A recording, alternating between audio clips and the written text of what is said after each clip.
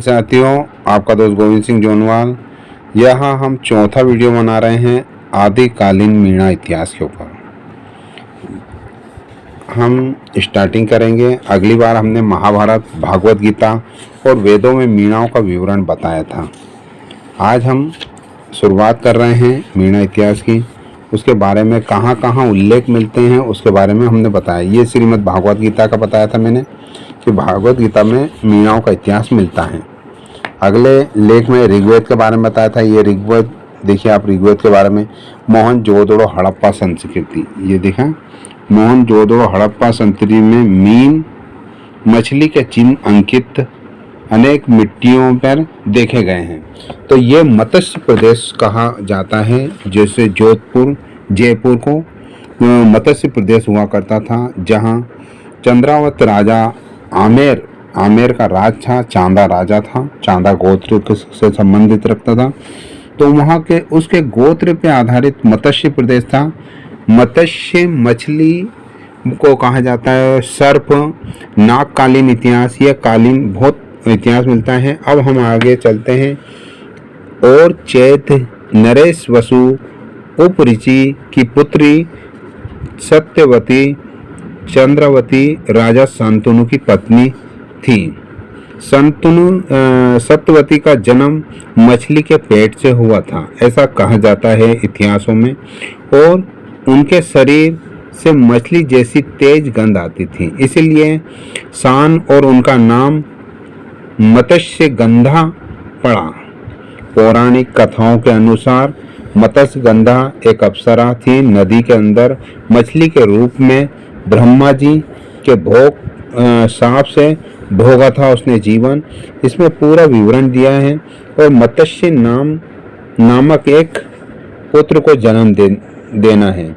बाद में मिली वासु ने इस कन्या को मछुआरे को दे दिया। मतलब यह मीना नाम कैसे पड़ा है, उसके बाद धीरे धीरे इतिहास बदलता गया। देखो, इन उल्लेखों की धारणा मनाई जा सकती है जाति प्रतीक रूप में, जिन्हें मीन या प्रदेशित गीना या मीणा कहा गया है।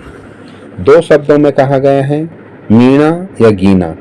यह सत्यवती के बारे में मैं बता रहा हूँ। सत्यवती का एक बालक ने वो जन्म दिया और वो मत्स्य गंधा नाम से कहलाया। ये मत्स्य गंधा भी मीन मकर कहलाने लगी। यह पौराणिक गाथाओं में आप देख सकते हैं, है ना। एक बालक कृष्ण रंग का यानी काले रंग का था, एक टापू पे रहता था। उसकी कहानी पूरी दी हुई है इसमें। आदिवासियों के इतिहास से मीणाओं के संबंध बहुत पुराने हैं और आदिकाल से मीणाओं के इतिहास मिलते हैं, क्योंकि भारत के अंदर एक ही जाति थी जिसको मीणा कहा जाता है, जो राजा महाराजा हुए करते थे। राजस्थान के अंदर ज़्यादातर क्षेत्रों में मीणाओं के और आदिवासी, जैसे हम भील बोलते हैं, भिलाला बोलते हैं, कहीं कोरकू बोलते हैं, कहीं थारू बोलते हैं, इन जातियों के राज रहे। गोंड राजा हुआ करते थे। आर्य जब हमारे देश में आए और उन्होंने लूटपाट चालू की, उन्होंने देश के अंदर अनार्यों को खूब मारा, धोखे से उनको पे कब्जा किया। इस प्रकार लोगों को मार मार के उन्होंने परेशान, मतलब उनके राजपाट छीने हैं।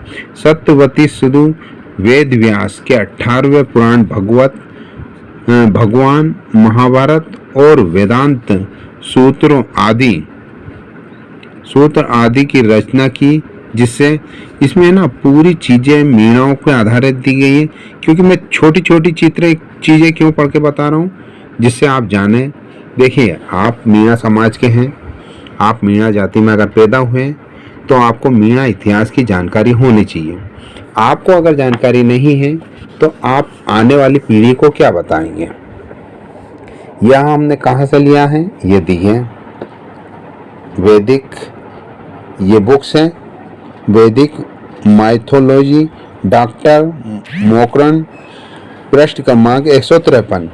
पूरा विवरण इसमें दिया है, कहाँ से यहाँ हमने चैप्टर लिया है और कौन सी किताब के कौन से पृष्ठ से यहाँ लिया गया है, आप देख सकते हैं। मैं सभी चीज़ें धीरे धीरे धीरे आपको रोज़ एक वीडियो दूंगा और उस वीडियो में मीणा इतिहास के बारे में दूंगा।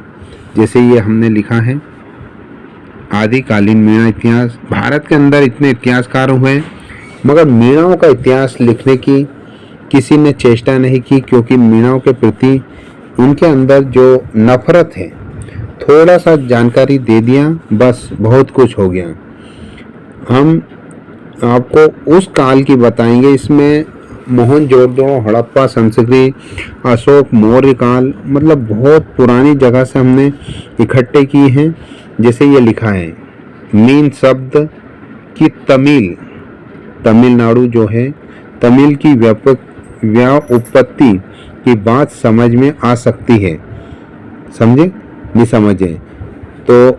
जैसे तमिल के फादर हैरास ने मोहनजोदड़ो की लिपि को प्रोटो द्रविड़ चित्र लिपि माना है। मोहनजोदड़ो, हड़प्पा संस्कृति, आंध्र प्रदेश, तमिली अलग अलग भाषाएं थी, जैसे भीली थी। यहाँ पर क्या है, आज के भील तथा मीनवर को आधुनिक मीणा मान सकते हैं। जैसे परिवर्तन होता गया है और भील है, आदिवासी हैं, कोरकू है, गोंड है और थारू जाति के लोग हैं, ये धीरे धीरे निकल के जातियां चेंज होती चली गई। एक भारत देश इकलौता ऐसा बचा है जहां जातियों की बातें की जाती हैं। अब देखिए हम आपको बता रहे हैं, इसको गौर से देखिए आप क्या लिखा है। और इसके अनुसार राजपूताने की जंगली मीणा जाति इन शासकों को निकासी है। मतलब जो आर्य आए थे उन्होंने मीणाओं को कैसे जंगल की तरफ धकेल दिया, और जो मीणा लोग उनका कहना नहीं मानते थे उन लोगों से किस प्रकार गलत काम करवाए जाते थे। उनके बच्चों को उठा ले जाना, उनके माँ बहनों को उठा ले जाना, यह आर्य जाति के लोग करते थे। यह इतिहास के पन्नों पर दिया हुआ, इसमें मैंने पूरा दिया है। पेज नंबर 7 पर आप देखेंगे। ये किताब ज़रूर मंगाएं और अपने बच्चों को इतिहास के बारे में ज़रूर पढ़ें, क्योंकि हम नहीं पढ़ेंगे तो कौन पढ़ेगा, कौन जानकारी देगा। वीडियो 7-8 मिनट का हो गया, ये दिया है। ये लोग आर्यों से पहले ही भारत में बसे हुए थे। इनकी संस्कृति सभ्यता काफ़ी बड़ी चढ़ी थी और रक्षा के लिए वे दुर्गा का उपयोग करते थे। ठीक है, आया समझे। हम जिसको बोलते हैं हमारी कुल देवी दुर्गा, इसमें नाम दिया गया है। कुल देवी, कुल देवता। आर्य जो आए थे, इन आर्य शासकों ने मीणा हो, भील हो, आदिवासी सबको बर्बाद करके रख दिया। इस इतिहास में मैंने बहुत सारी चीज़ें दी। ये चैप्टर हम बाद में पढ़ेंगे। 8 नंबर का चैप्टर से अगला स्टार्ट करेंगे। अभी मैं रख रहा हूँ और वीडियो देखें और इस पुस्तक को मंगाएं। आप अगर अपनी जाति के बारे में जानना चाहते हैं, एक बुक मंगाएं, पूरे गांव में चर्चा कर सकते हैं। हर घर में खरीदने की ज़रूरत नहीं है। 10 लोग मिलकर एक बुक खरीदें और इस बुक का प्रचार प्रसार खुद पढ़ें, जानें हमारा इतिहास क्या था, उसके बारे में जानना बहुत ज़रूरी है। हम जानेंगे तभी तो हम अपने बच्चों को बता पाएंगे। आदिकालीन मीणा इतिहास। जय हिंद।